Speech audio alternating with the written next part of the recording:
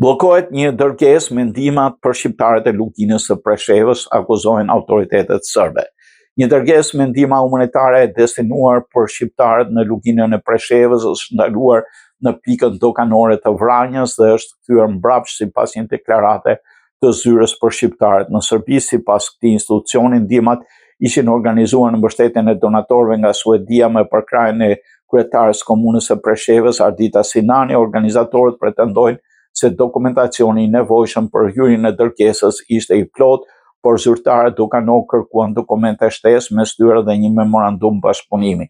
Kjo kërkesë është cilësuar nga organizatorët si pengesë jashtë kuadrit ligjor, ndërsa bëjnë me dije se pas përpjekjeve për zgjidhjen e situatës, përfshirë në shkrimin e dokumenteve shtesë dhe ridrejtimin e ndihmave drejt Kosovës, janë vendosur pengesa të tjera administrative.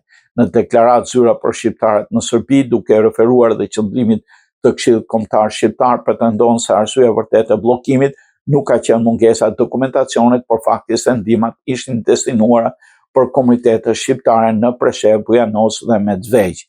Deri tani nuk ka asnjë reagim zyrtar serb.